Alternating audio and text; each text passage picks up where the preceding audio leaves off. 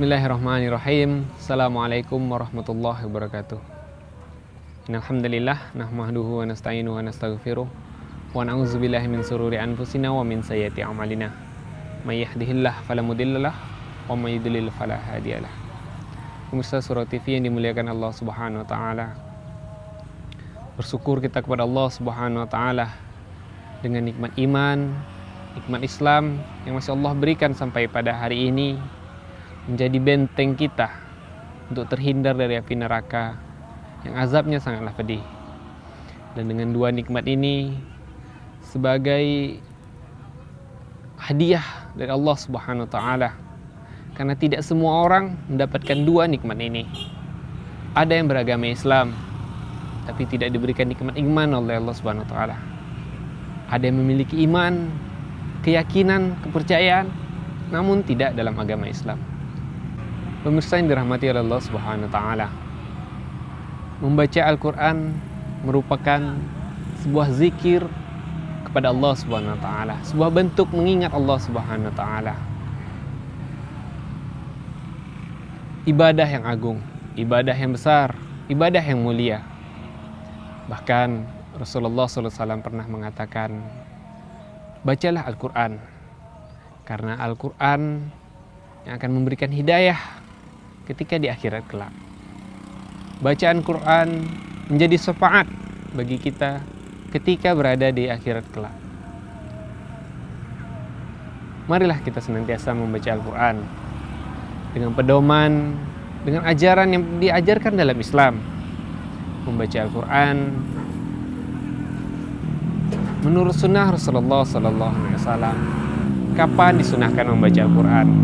Kapan dilarang untuk membaca Al-Quran? Pemirsa yang dirahmati Allah Subhanahu wa taala, dalam 30 menit ke depan kata orang akan menyajikan topik tentang manigohari dalam pandangan Islam. Al-Quran yang dibacakan ketika manigohari akan menjadi tanda tanya dalam masyarakat. Apakah hal ini dibenarkan dalam Islam? Al-Quran adalah cahaya. Cahaya yang akan menerangi perjalanan hidup seorang hamba dan menuntunnya menuju keselamatan adalah cahaya Al-Quran dan cahaya iman. Keduanya dipadukan oleh Allah Ta'ala di dalam firman-Nya, yang artinya, dahulu kamu Muhammad tidak mengetahui apa itu Alkitab dan apa pula itu iman. Akan tetapi kemudian kami jadikan hal itu sebagai cahaya yang dengannya kami akan memberikan petunjuk siapa saja di antara hamba-hamba kami yang kami kehendaki. Al-Quran Surah As-Surah ayat 52. Ibnul Qayyim rahimahullah berkata, dan sesungguhnya kedua hal itu, yaitu Al-Quran dan iman, merupakan sumber segala kebaikan di dunia dan di akhirat. Ilmu tentang keduanya adalah ilmu yang paling agung dan paling utama. Bahkan pada hakikatnya, tidak ada ilmu yang bermanfaat bagi pemiliknya selain ilmu tentang keduanya.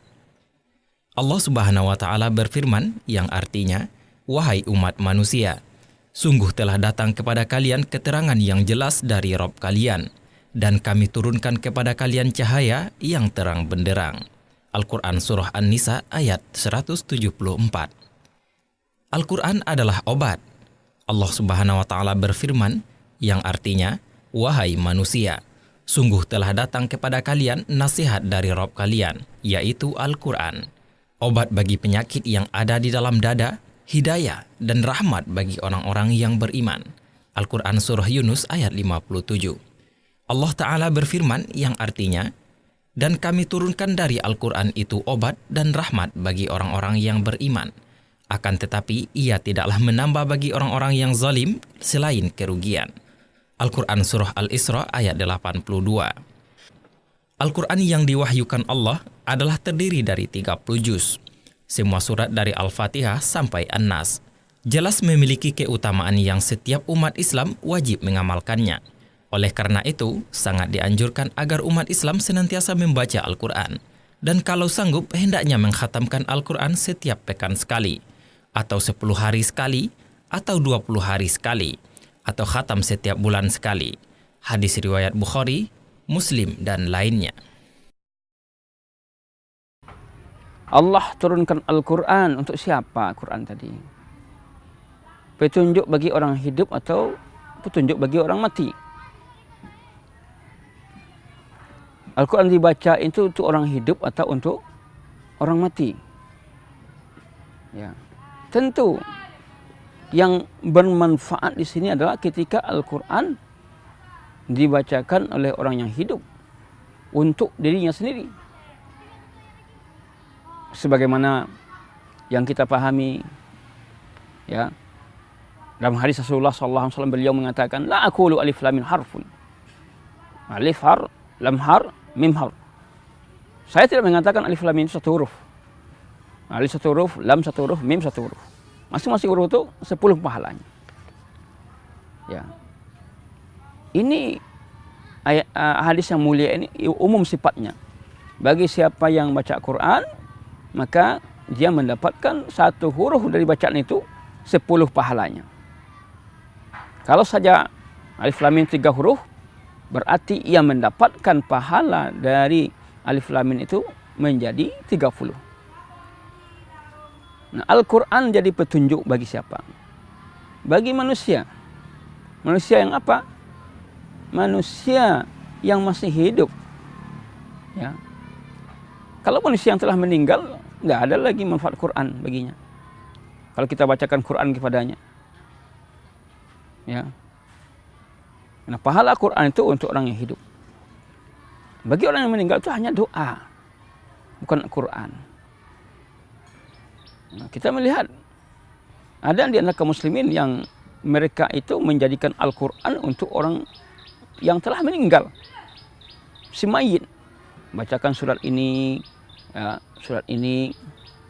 Yang bila kita lihat apa yang dilakukan Rasulullah terhadap perbuatan ini, atau Rasulullah tidak pernah melakukan perbuatan tersebut, yaitu beliau membaca Al-Quran untuk si mayit. Para sahabat itu orang-orang yang gemar baca Quran. Bahkan ada di antara mereka yang menamatkan Al-Quran dalam seminggu, dalam 3 hari, dalam seminggu. Tapi Quran itu dibacakan, dia yang membacakan untuk dirinya sendiri. Dia mengambil manfaatnya, dia baca, mungkin saja dia paham artinya, dia tadabburkan. Jadi Al-Quran Allah turunkan untuk orang yang masih hidup, bukan untuk si mayit. Pemirsa yang dirahmati oleh Allah Subhanahu wa taala, membaca Al-Quran merupakan seutama-utama zikir kepada Allah Subhanahu wa taala. Namun pada sebagian masyarakat kita ada yang mengkhususkan Al-Quran, ada yang mengkhususkan bacaan Al-Quran untuk pihak yang telah meninggal dunia, atau biasa kita kenal dengan untuk si mayit. Pahala Al-Quran, pahala membaca Al-Quran diberikan, dihadiahkan kepada si mayit. Pemirsa yang dirahmati Allah SWT, fenomena dalam masyarakat terhadap bacaan Quran untuk si mayit ini diberlakukan pada 3 hari, 7 hari, 40 hari, bahkan hingga 100 hari. Banyak persepsi masyarakat terhadap ini. Ada yang beranggapan ini merupakan sebuah tradisi turun-temurun. Ada juga yang beranggapan bahwa ini sebagian dari sunnah Rasulullah SAW. Apakah proses kematian 3 hari, 7 hari, 40 hari, 100 hari dibenarkan dalam Islam? Atau hanya sekedar tradisi turun-temurun dari nenek moyang, atau bahkan ini merupakan ajaran dari agama lain yang tidak pernah dicontohkan dalam syariat Islam? Ya udah lama hidup, pengalaman dia selama hidup itu mungkin banyak yang khilaf, banyak yang salah, baik sengaja maupun tidak, makanya sampai 100 hari. Artinya ini menghilangkan atau memperkecil dosa-dosa. Kalau sekiranya ada salah seorang keluarga, sanak famili di Minang, di kampung-kampung, di pedesaan, di kabupaten itu kan kita dengar tuh, malahan kita diundang untuk menuju hari 40 hari atau 100 hari. Sebetulnya itu tuh kan Tidak ada ajaran di agama, tidak ada itu. Itu hanya tradisi budaya atau kebiasaan bagi orang tua-tua kita dahulu. Cuman istilah 3, 7, 40, 100 hari itu tuh tidak ada. Itu hanya tradisi budaya. Adat pun tidak ada itu. Karena nilai-nilainya tidak tampak di situ kan. Kalau di Sikoku masalah kematian, mani goreng, taziah. Jadi kalau ada orang tu organisasi taziah dari musala, dari masjid, datanglah ke tempat ahli bait. Nah, di sanalah dia dibawa guru, enggak seorang, dibawa guru ke seorang, bekor disuruhnya taziah, maksudnya maco-maco apa sih nanti. Anu tu maco-maco ya. Macam-macam Quran. Ada nampe baliari dan 2 minggu Tagak Batu. Tagak Batu itu beko orang membaca apa? Membaca salawat Nabi beko sama mendoa itulah. Itulah nado di Siko Seratu beko menunggu sampai keluaring.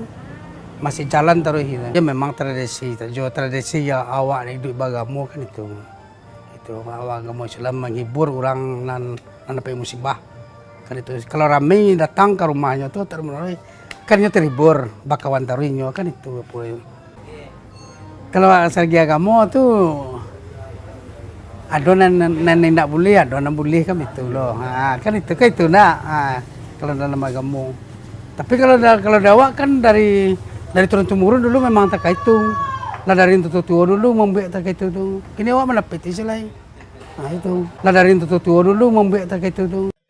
Kebanyakan kaum muslimin membiasakan membaca surah Yasin, baik pada malam Jumat, ketika mengawali atau menutup majelis taklim, ketika ada atau setelah kematian, dan pada acara-acara lain yang mereka anggap penting. Saking seringnya surah Yasin dijadikan bacaan di berbagai pertemuan dan kesempatan, sehingga mengesankan Al-Quran itu hanyalah berisi surah Yasin saja. Dan kebanyakan orang membacanya memang karena tergiur oleh fadilah atau keutamaan surah Yasin dari hadis-hadis yang banyak mereka dengar, atau menurut keterangan dari guru mereka. Surah Yasin biasanya dibacakan pada saat hari kematian, yaitu pada hari ke-3, hari ke-7, hari ke-40 hingga hari ke-100. Yasinan pada saat kematian banyak dilakukan oleh masyarakat muslim di Indonesia, yang biasa dikenal dengan istilah tahlilan. Tentunya tidak seorang muslim pun yang melarang tahlilan. Bahkan yang melarang tahlilan adalah orang yang tidak diragukan kekafirannya. Akan tetapi yang dimaksud dengan istilah tahlilan di sini adalah acara yang dikenal oleh masyarakat, yaitu acara kumpul-kumpul di rumah kematian sambil makan-makan disertai dengan mendoakan sang mayit agar dirahmati oleh Allah. Istri beliau Rasulullah Shallallahu Alaihi Wasallam yang sangat beliau cintai, Khadijah radhiyallahu anha, juga meninggal di masa hidup beliau. Akan tetapi sama sekali tidak beliau tahlilkan. Jangankan hari ke-3, ke-7, ke-40, ke-100 ataupun ke-1000, bahkan satu hari saja tidak beliau tahlilkan. Demikian juga kerabat-kerabat beliau yang beliau cintai meninggal di masa hidup beliau, seperti paman beliau Hamzah bin Abdul Muttalib, sepupu beliau Ja'far bin Abi Thalib, dan juga sekian banyak sahabat-sahabat beliau yang meninggal di medan pertempuran. Tidak seorang pun dari mereka yang ditahlilkan oleh Nabi Shallallahu Alaihi Wasallam. Nah, apakah acara tahlilan yang tidak dikenal oleh Nabi dan para sahabatnya, bahkan bukan merupakan syariat tatkala itu, lantas sekarang berubah statusnya menjadi syariat yang sunnah untuk dilakukan, bahkan wajib? Sehingga jika ditinggalkan, maka timbullah celaan. Mazhab Syafi'i memandang bahwa perbuatan keluarga mayat yang membuat makanan agar orang-orang berkumpul di rumah keluarga mayat adalah perkara bid'ah. Kami memandang berkumpul di rumah keluarga mayat dan membuat makanan setelah dikuburkannya mayat termasuk niyahah. Diriwayatkan oleh Imam Ahmad bin Hanbal dan Ibnu Majah dengan sanad yang sahih. Al-Imam An-Nawawi rahimahullah berkata, para sahabat kami, para ahli fikih mazhab Syafi'i rahimahullah ta'ala berkata, jika seandainya para wanita melakukan niyahah, meratapi sang mayit di rumah keluarga mayat, maka tidak boleh membuatkan makanan bagi mereka, karena hal itu merupakan bentuk membantu mereka dalam kemaksiatan. Imam Syafi'i rahimahullah ta'ala dalam kitab berkata, "Dan aku membenci al-ma'tam, yaitu proses berkumpul di tempat keluarga mayat, walaupun tanpa tangisan, karena hal tersebut hanya akan menimbulkan bertambahnya kesedihan dan membutuhkan biaya, padahal beban kesedihan masih melekat." Dari Jarir bin Abdullah al-Bajali, ia berkata, "Kami, yakni para sahabat semuanya, memandang dan menganggap, yakni menurut mazhab kami, para sahabat, bahwa berkumpul-kumpul di tempat ahli maid dan membuatkan makanan sesudah ditanamnya maid termasuk dari bagian meratap. Hadis ini sahih berdasarkan ijma' para sahabat yang diterangkan oleh Jarir bin Abdullah. Apabila para sahabat telah ijma' tentang sesuatu masalah seperti masalah yang sedang kita bahas ini, maka para tabi'in dan tabi'un tabi'in dan termasuk di dalamnya imam yang empat, yakni Imam Abu Hanifah, Imam Malik, Imam Asy-Syafi'i, dan Imam Ahmad, dan seluruh ulama Islam dari zaman ke zaman pun mengikuti ijma'nya para sahabat, yaitu berkumpul-kumpul di tempat ahli maid dan makan-makan di situ adalah haram dan termasuk dari adat atau kebiasaan jahiliyah.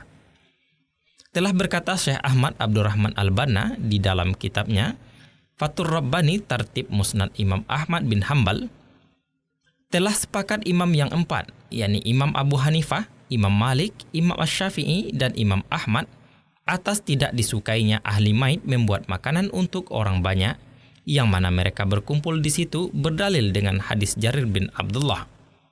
Dan zahirnya adalah haram, karena meratapi mayat hukumnya haram. Sedangkan para sahabat telah memasukkannya, yakni berkumpul-kumpul di rumah ahli maid, bagian dari meratap, dan dia itu jelas haram. Al-Imam An-Nawawi di kitabnya Al-Majmu' Syarah Muhadzab telah menjelaskan tentang bid'ahnya berkumpul-kumpul dan makan-makan di rumah ahli maid dengan membawakan perkataan penulis kitab Asy-Syamil dan lain-lain. Ulama dan beliau menyetujui berdalil dengan hadis Jarir yang beliau tegaskan sanadnya sahih. Dalam hal ini pun beliau tegaskan di kitab beliau Raudatut Thalibin. Al-Imam Ibnul Hummam Al-Hanafi di kitabnya Fathul Qadir dengan tegas dan terang menyatakan bahwa perbuatan tersebut adalah bid'ah yang jelek. Beliau berdalil dengan hadis Jarir yang beliau katakan sahih. Al-Imam Ahmad bin Hambal ketika ditanya tentang masalah ini beliau menjawab, dibuatkan makanan untuk mereka, yakni ahli maid, dan tidaklah mereka ahli maid membuatkan makanan untuk para pentakziah. Tentu sangat tidak diragukan lagi bahwa acara tahlilan kematian tidaklah pernah dilakukan oleh Nabi SAW, tidak juga para sahabatnya, tidak juga para tabi'in, dan bahkan tidak juga pernah dilakukan oleh imam mazhab yang empat, yakni Imam Abu Hanifah, Imam Malik, Imam Asy-Syafi'i, dan Imam Ahmad rahimahumullah. Dalam Muktamar NU yang pertama di Surabaya, tanggal 13 Rabiul Tsani 1345 Hijriah atau tanggal 21 Oktober 1926, mencantumkan pendapat Ibnu Hajar Al-Haytami dan menyatakan bahwa selamatan kematian adalah bid'ah yang hina, namun tidak sampai diharamkan, dan merujuk juga kepada kitab I'anatut Thalibin. Sesuatu yang sudah menjadi budaya di tengah-tengah masyarakat kita sekarang. Bahkan ini mungkin sudah nasional, yaitu memperingati bilangan kematian. Ada yang mereka melaksanakan bilangan kematian 3 hari, ada yang melaksanakan bilangan kematian 7 hari, ada yang 40 hari, ada yang sampai 100 hari. Untuk itu, bagaimana aturan Islam di dalam hal ini? Ini yang perlu kita kaji dan perlu sekali kita perhatikan. Sebelum kita menjelaskan tentang bilang-bilang kematian itu, maka kita jelaskan anggapan-anggapan masyarakat. Kita paparkan dulu apa anggapan-anggapan masyarakat terhadap masalah kematian ini.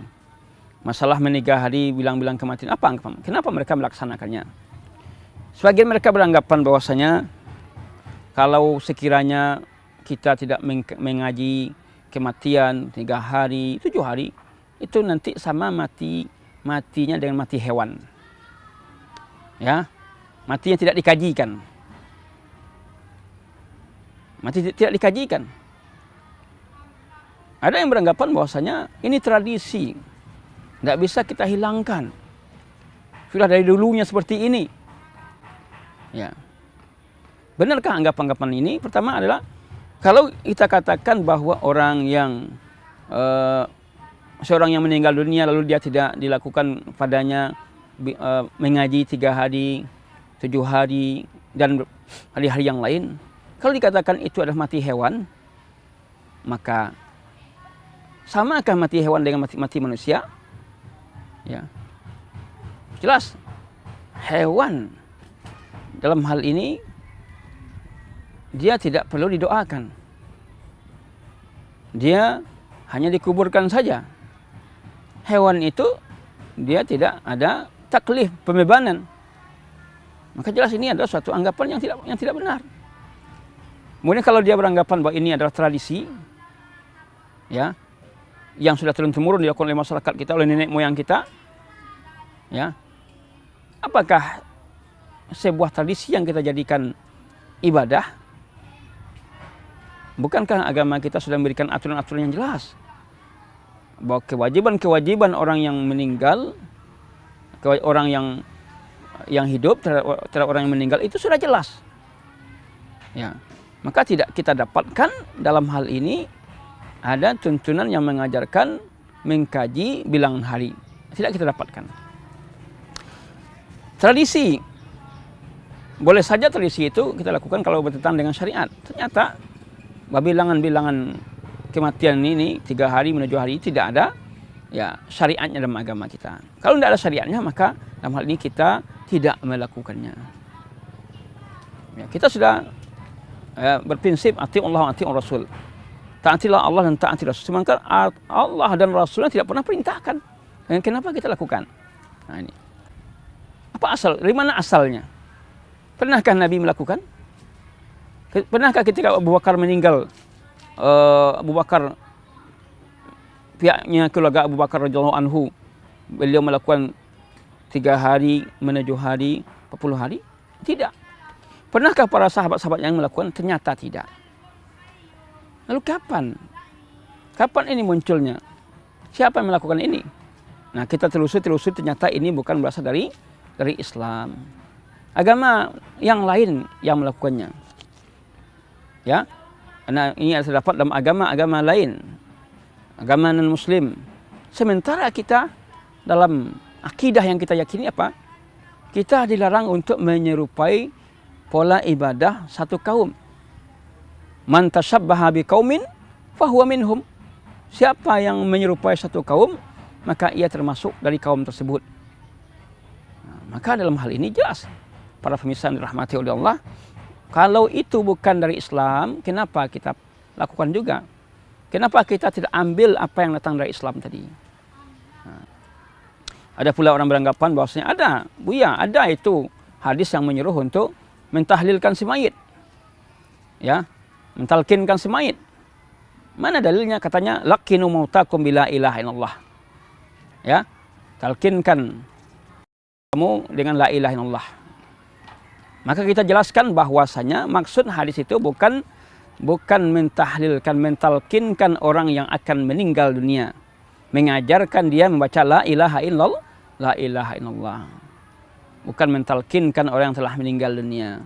Bukan mentahlilkan mereka.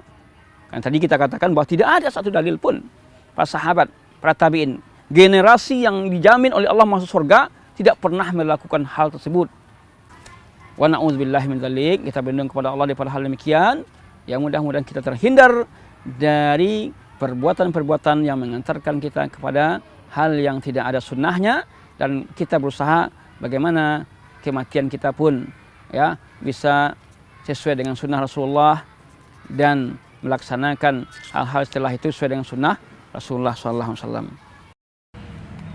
Pemirsa Surau TV yang dimuliakan oleh Allah Subhanahu wa taala.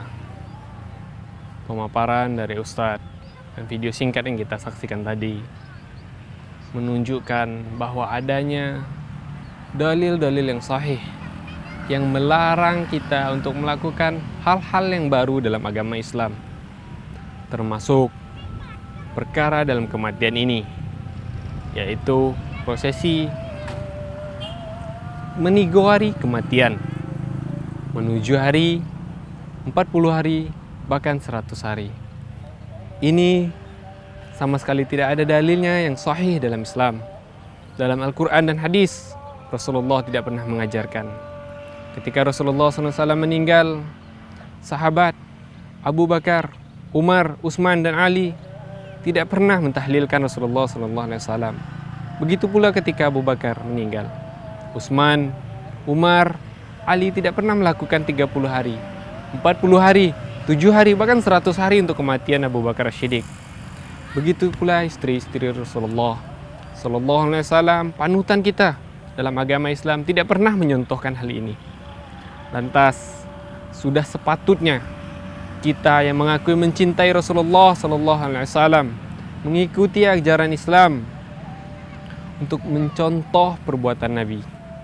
Rasulullah tidak pernah melaksanakan, lalu mengapa kita harus melaksanakannya? Marilah kita beribadah sesuai dengan petunjuk Al-Quran dan Sunnah Rasulullah SAW. Jika ibadah itu tidak ada tuntunannya, jika ibadah itu tidak ada landasan dan dalilnya, maka kita tinggalkan. Jika ada, maka itu yang kita kerjakan. Pemirsa Surau TV yang dimuliakan Allah Subhanahu wa Ta'ala, semoga acara yang singkat ini bermanfaat bagi kita semua. Saya Rahmat Ridwan dan seluruh kru Surau TV yang bertugas mengucapkan undur diri. Assalamualaikum warahmatullahi wabarakatuh.